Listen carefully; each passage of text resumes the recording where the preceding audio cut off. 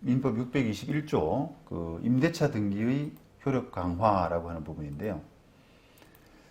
자, 이 부분이 조금 이제 그 여러분들이 이론적으로 조금 신경을 좀 쓰셔야 될 이해가 좀 어려울 수 있는데요. 이게 지금 우리가 상인법 7조입니다. 상인법 7조에 1항에는 민법 621조에 따른 건물 임대차 등기 효력에 관해서는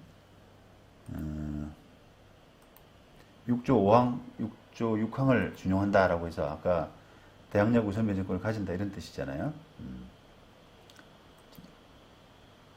그리고 이런 이제 절차적인 부분들 있고요. 그 다음에 민법 621조에 보면은 임대차 등기라고 해서 부동산 임차인은 당사자 간의 반대 약정이 없으면 임대인에 대해서 임대차 등기 절차 협력할 것을 청구할 수 있다라고 하죠. 그리고 부동산 임대차를 등기한 때는 그때부터 제3자에 대해서 효력이 생긴다 이렇게 규정하고 있잖아요. 그런데 621조의 그 어떤 효력 부분을 이게 특별법으로 상인법상의 상인법 7조에다가 또 주임법에도 마찬가지예요. 주임법에도 그 보충하고 있는 왜냐하면 621조에 따른 그 임대차 등기하면은 이런 임차권 등기한 효력을 주겠다라고 하는 부분이거든요. 그래서 그런 약간 특이한 그 어떤 입법 체제를 갖추고 있습니다. 원래 정상적으로 하면은 그냥 이 그 민법상의 임대차 등기의 효력은 여기다 규정하는 게 맞거든요. 제3자에 대해서 효력이 생기고 뭐 우선 변제권도 생기고 뭐 이래야 되는데 문제는 지금 그 민법 621조 2항에는 그냥 대항력만 규정하고 있어요. 대항력만. 그러다 보니까 이게 이제 문제가 생기니까 우선 변제권도 넣어야겠다. 민법상 임대차 등기한 사람, 그 사람이 그 우선 변제권도 좀 갖췄으면 좋겠는데 라고 하면서 부랴부랴 이제 수습을 한 것이 주택임대차보호법에서 먼저 수습을 했고 그 다음에 상인법에 들어온 이런 규정, 이런 절차를 좀 밟았거든요. 그래서 조금 이렇게 밸런스가 좀 안 맞아요. 악의가 좀 안 맞는 그런 느낌입니다. 자, 이 621조에 따라서 그 대항력 가지는 부분에 대해서는 이제 의문이 없는데 그 우선 변제권 이런 부분에 대해서는 그 규정이 없었습니다. 근데 대적으로 우선 변제권을 인정하지 않았단 말이에요.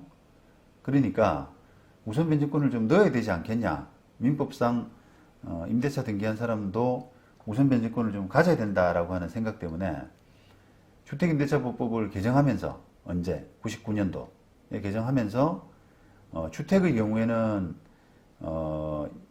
621조 그 임대차 등기한 대상이 주택이다라고 하면은 그 주택임대차법 주임법에 따라서 우선 변제권을 취득한다 이런 부분이 들어갔어요. 그게 이제 3조의 4거든요. 3조의 4 이렇게 들어갔고 그 다음에 상가점포 같은 경우도 지금 만들어진 게 2002년도거든요. 그죠? 2000년도. 그러니까 한 3년 뒤에 똑같이 이제 이때 만들어질 때부터 주택임대차법은 80년대에 만들어졌으니까 99년도 개정을 통해서 들어갔고 그 다음에 상인법은 2002년도 만들어지면서 바로 이제 주임법과 마찬가지로 동일하게 입법을 바로 했습니다. 그래서 이제 7조가 들어간 거예요. 우선 변제권 부분 인정하는. 그래서 이런 부분이 좀 이제 그 민법의 임대차 등기 효력을 민법이 아니라 특별법인 그 특별법에 규정하는 약간 기형적인 어떤 구조고, 또 그 때문에 지금 약간 그 뭐랄까 되게 해석상 어려운 점 이런 부분이 좀 발생을 하고 있습니다. 왜냐하면 뒤에 말씀드리겠습니다만 그 상가점포의 우선 변제권이라고 하는 것은 지금 제한돼 있잖아요. 환산보증금 기준으로 제한돼 있기 때문에 그 금액이 높은 소위 말하면 환산보증금이 큰 상가점포 같은 경우는 우선 변제권이 없을 수가 있는, 그런 결과가 되는 거예요. 그래서 그것도 한계가 있고, 또 민법 621조 그 임대차 등기한 것 중에서 주택은 금액 상관없이 다 주택임대차법이 적용되잖아요. 그러니까 금액 상관없이 보호가 되기 때문에 그나마 빈틈이 없는데, 상가점포는 그 우선 변제권의 어떤 그 적용을 환산보증금 기준으로 해서 하고 있는 입법을 아직 취하고 있기 때문에, 그 환산보증금이 높은 그런 상가점포에 대한 그 민법 임대차 등기 말이 어렵네요. 그런 민법 임대차 등기는 그런 우선 변제권이 없는 겁니다. 그죠? 그 다음에 그런 논리로 토지임대차를 만약에 토지에다가 민법 621조에 임대차 등기를 했다라고 하게 되면 여전히 지금 현행법상으로는 대항력만 가지게 되는, 우선 변제권은 어디 가서 찾을 수가 없죠. 이런 상인법이나 주인법과 같은 특별법이 없지 않습니까? 그죠?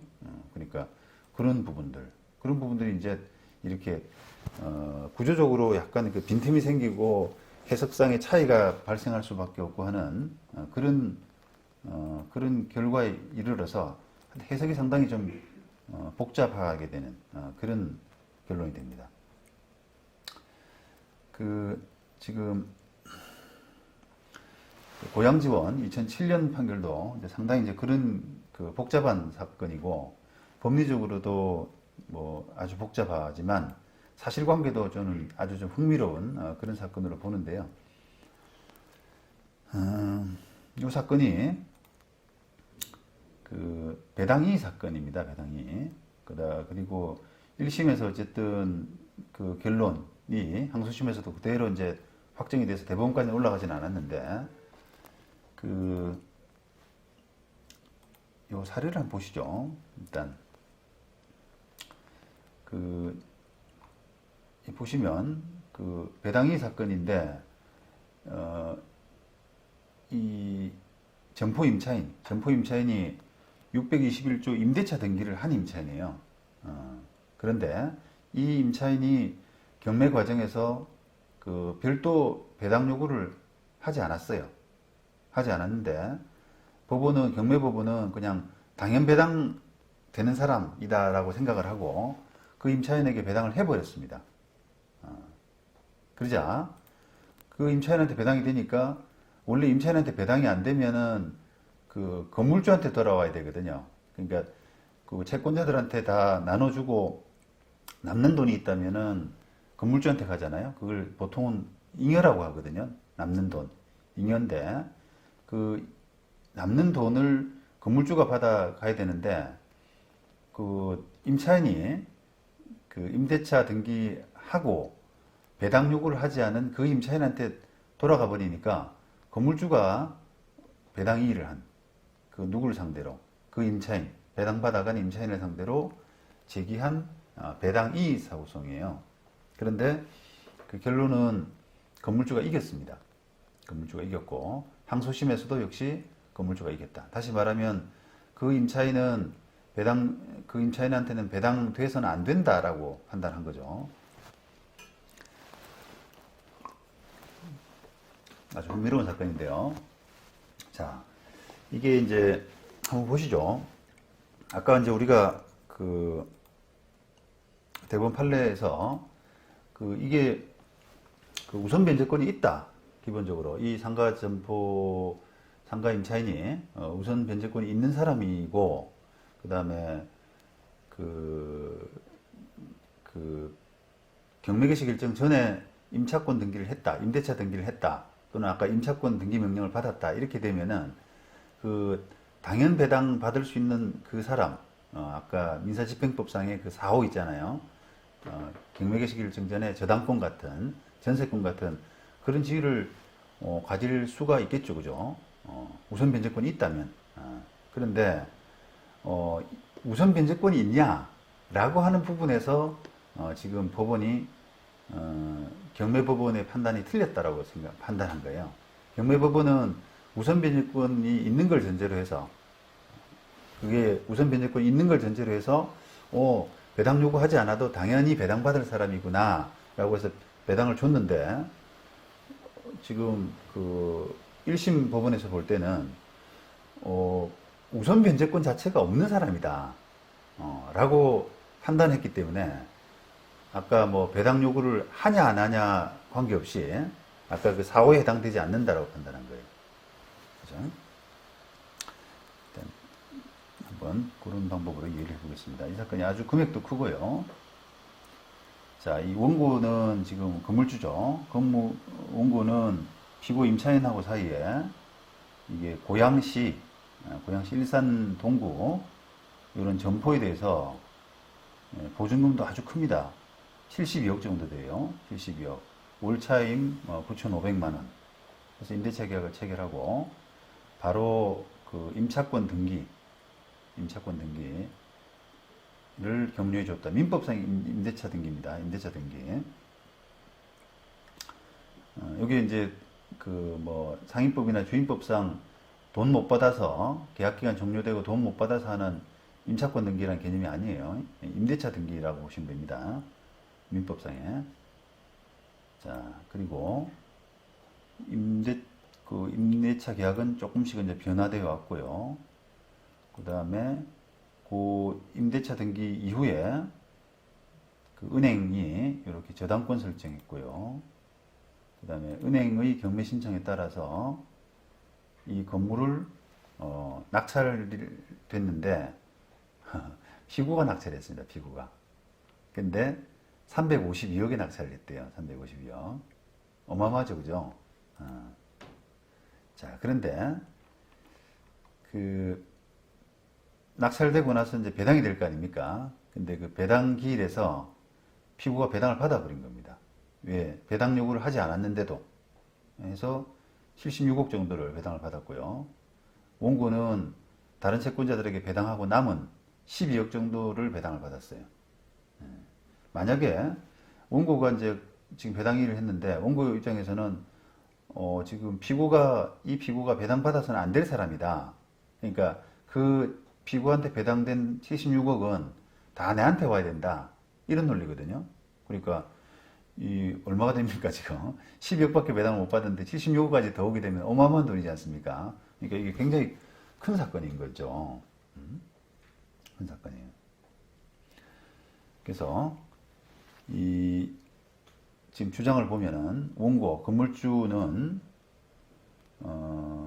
이 민법상 등기된 임차권의 보증금 반환 채권에는 우선 변제적 효력이 없는데도 불구하고 배당 요구조차 하지 아니한 피고의 임대차 보증금 반환 채권에 낙찰 대금을 우선 배당한 것은 부당하다, 이렇게 했죠. 만약에 뭐 원고 논리대로라 그러면 배당 요구를 했어도 이게 우선 변제권 효력이 없기 때문에 사실은 뭐 배당이 안 됐겠죠, 그죠? 결국은 이제 우선 변제권이 있느냐, 이게 민법상 임대차 등기 이 부분에 우선 변제권이 있느냐라고 하는 부분이에요. 거기에 대해서 이제 피고는, 임차인은 뭐라고 이야기했냐면, 이 상인법 7조에서 그렇게 우선 변제적 효력을 인정하고 있다라고 했고, 그다음 또 피고가 이 사건 건물을 낙찰받아서 피고의 임차권이 혼동으로 소멸할 수밖에 없다, 이런 이야기도 했고요. 그래서 피고는 첫 경매 개시 결정 전에 등기된 우선 변제권자로서 배당 요구를 하지 않더라도 당연히 배당에 참가할 수 있는 채권자에 해당한다라고 했어요. 근데 결국은 이 부분이거든요. 첫 경매 개시 결정 전에 등기된 우선 변제권자로서 배당 요구를 하지 않아도 되는 사람인지라는 부분은 이게 우선 변제권이 있다면, 그죠? 우선 변제권이 있다면 경매 개시 결정 전에 그 임대차 등기로서 우선 배당 받을 수가 있겠지만, 배당 요구 없이 받을 수 있겠지만, 우선 변제권 자체가 없다 그러면은 배당 요구를 했느냐 안 했느냐의 문제는 아니란 말이에요. 그죠? 근데 법원이 볼 때 지금 상가임대차보법은 우선 변제권의 범위를 제한해 놓고 있다는 겁니다. 상인법에 보면은 여기 일산 같으면은 수도권 정비계획법에 의한 수도권 중 과밀억제 권역인 이 고양시에 대해서는 우선 변제권을 인정하는 범위가 1억 9천만 원밖에 안 되는 거죠. 근데 이 지금 임차인 피고의 환산보증금은 79억 정도니까 거기를 훨씬 초과하기 때문에 이 우선 변제적 효력을 인정할 수가 없다. 그러니까 민법상 등기된 임대차의 보증금 반환 채권에 대해 우선 변제적 효력을 인정하는 법 규정을 발견할 수 없다. 이렇게 했습니다.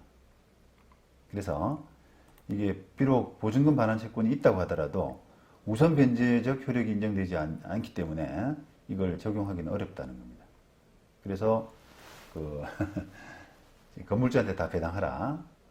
그러니까 피고에 대한 배당액 76억 원을 삭제하고 원고에 대한 배당액을 그만큼 증액하는 것으로 배당표를 경정함이 상당하다라고 해서 이 판결이 이제 그 선고가 됐고요. 2심에서도 그대로 같은 논리로 해서 확정이 된 사건입니다. 자, 이게 참 피고가 제가 볼 때는 어떤 마트 같더라고요. 대기업이 운영하는 마트 같은데, 그래서 이게 왜 이런 식으로 그 사실 뭐 76억을 배당 받느냐 안 받느냐는 상당히 큰 문제인데, 물론 이게 금액 자체가 지금 낙찰이 300 아까 뭐 얼마요? 350억 정도에 된 거기 때문에 76억이 거기에 비하면 뭐 이렇게 그 뭐 비율적으로는 좀 적으면 적을 수도 있는 금액이지만, 이제 왜 이런 그 처신을 했을까, 이런 처리를 했을까 생각을 해봤는데, 제 나름대로 이제 추측입니다.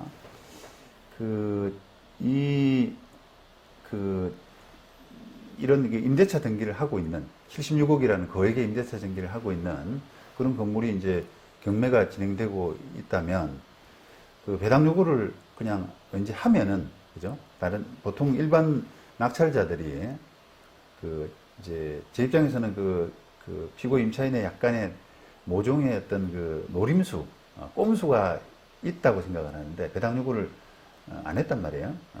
근데 배당 요구를 안 하고 있었던 부분은 뭐 사실은 이제 배당 요구를 하더라도 배당을 받기는 좀 어렵죠. 그죠? 배당 요구를 하더라도 배당권이 없죠. 우선 변제권이 없기 때문에 안 됐을 텐데, 왠지 배당 요구를 안 하고 있으면 뭐랄까요, 대항력 때문에 다른 사람이 들어오는 게 조금 이렇게 부담을 가질 수밖에 없잖아요. 그러니까 일부러 배당 요구를 좀 안 했던 것 같고, 그 다음에 금액을 조금 낮춰서 자기가 충분히 낮은 상태에서 조금 낙찰을 받기 위해서 좀 일부러 배당 요구를 좀 안 했던 측면이 있지 않나. 그래서 소기의 목적을 사실은 달성을 했는데, 낙찰을 받았으니까요. 달성을 했는데, 문제는 이제 자기가 낙찰을 받게 되면은 그게 아까 우리가 혼동이라고 하는 표현을 썼잖아요. 원래 임차인의 지위였는데 그 건물에 그 주인의 지위로 바뀌게 되면은 혼동으로서 그 임대차 보증금 채권이 소멸하게 되거든요. 네, 그죠. 그러니까 그런 부분을 이제 감안한다 그러면은, 충분히 금액을 좀 낮게끔, 보증금을 좀 이렇게 자기 보증금 못 받기 때문에, 충분히 낮게끔 해야 되는, 낮게 받아야 되고, 또, 한편으로는 지금 마트를 운영하고 있는, 뭐랄까요. 그 건물을 좀 확보해야 되는, 그걸 다른 데 뺏기게 되면, 영업이 곤란해지기 때문에, 그런 걸 좀 확보해야 되는, 그런 차원에서 배당 요구는 좀 일부러 안 하지 않았나, 그런 생각이 들고, 그 덕분에 하여튼 낙찰은 받았던 것 같습니다. 필요한 건물이기 때문에 받았는데, 그거를 이제 배당은 사실은 이게 어찌 보면은 기대를 좀 안 해야 되는, 법리적으로 이렇게 따져보게 되면 배당 받을 그런 권리가 없다, 이렇게 생각을 해야 될 것 같은데, 어쨌든 배당까지 또 됐어요. 아마 뭐 의견서나 일단 낙찰 받고 나서 제 생각에는 뭐 의견서 같은 거를, 배당에 관한 의견서 같은 걸 좀 넣었지 않았을까. 그래서 용케 이제 경매법원에서는 배당까지 이루어졌지만 그 이제 재판에서는 배당을 못 받는 뭐 그런 결과가 되지 않았을까. 그러니까 여러 가지 이 임차인으로서 그 낙찰받는 이런 입장에 있기 때문에 그거를 그 조금 여러 가지 생각을 많이 한 그 피고 입장에서 그런 케이스가 아닌가 그렇게 좀 생각이 들었습니다. 하여튼 여러 가지로 금액이 이게 76억이 배당됐다가 그 배당이 안 돼버린 그런 결과가 되니까 아마 그 여러 가지 좀 고민이 많이 있었고 그 과정에서 보이지 않는 그런 그 과정들이 나름대로 저는 한번 생각을 해보게 되더라고요.